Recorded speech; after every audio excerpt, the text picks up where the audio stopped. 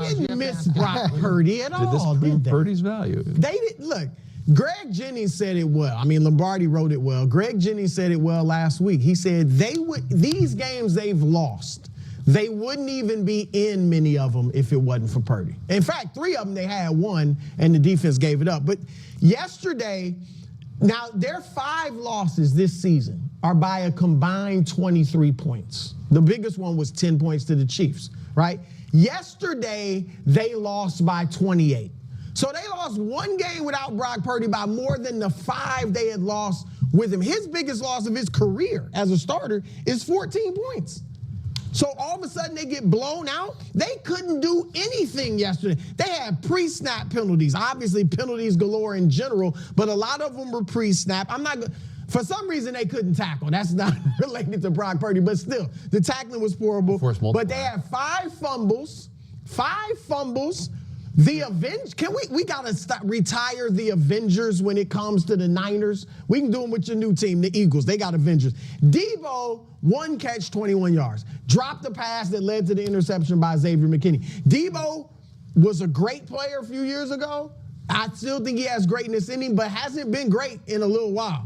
So Christian McCaffrey, I just think the injury and maybe the age, but I thought he was bad with Purdy the last few games, averaging 3.7 yards a carry. Yesterday, he averaged 2.8 yards a carry. And the whole team. And then Jovan Jennings, who I think you called an Avenger too, didn't you? No, I never called him an Avenger. They clearly missed Brock Purdy. So, and the whole team missed Trent Williams, the best player on the team, and maybe one of the best left tackles ever.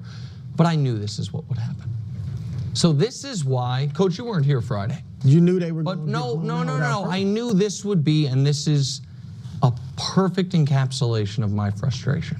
On Friday, I went a little rogue, Coach, and Wilds asks the questions, and we had a Niners topic, and then I threw one out there.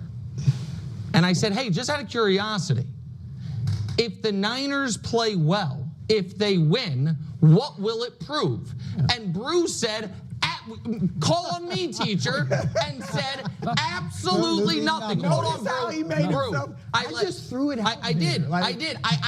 Because I was very curious, because I anticipated this is what it would be. And I wanted everyone to be on the record. That side of the table said, if the Niners win, it proves nothing. But if the Niners get blown out, it of course proves Purdy's value, which to me strikes a bit of a double standard. To me, both would have been super relevant. And this is relevant because now we know definitively, if there was any question, Brock Purdy is better than Brandon Allen. I don't think, listen, I will put him in the same bucket. You were talking like you didn't know on Friday. So Nick, just continuing to disrespect Brock Purdy, just does not want to admit that he is a very good quarterback. He doesn't even want to give him the status of being above average. He's in the past, he's kind of called him good. He's never called him elite, but, he just kind of wants to put him in that average category. He recently also compared him to Geno Smith, saying, look, if you threw Geno Smith in the 49ers offense and you took Brock Purdy out, their record's probably going to be the same. They're probably going to be around 500. So, he doesn't want to admit that, look what happens when he's out. The Niners get absolutely obliterated in Green Bay. They lose by 28. But when Brock Purdy's in there, at least they have a chance in these games. They're winning half of their games. I mean, with him in the lineup, right, he missed this last game. But, the previous 10 games, Niners are winning half of those games. Brock Purdy hasn't played the greatest this year. His interceptions are kind of high. His touchdowns are kind of low, based on the previous 2 seasons that we saw him. But, at least with Brock Purdy in there, the 49ers have a chance. They can compete. They can win some of these games. But, man, with Brandon Allen in there, they didn't even have a chance. And the defense also for the 49ers did not have a good day at all. Giving up 38 points, that is just not going to get it done. So, there's more than offensive struggles going on right now with the 49ers. But, Nick Wright just continues to put Purdy in that average quarterback class and does not want to move him above that. And you kind of see that when he does his little Mahomes Mountain segment. He usually has Brock Purdy way down. And especially after the last game where the Niners couldn't pull it off against the Seahawks, the game before that where Brock Purdy actually played, that got Brock Purdy demoted on Mahomes Mountain and moved down the mountain.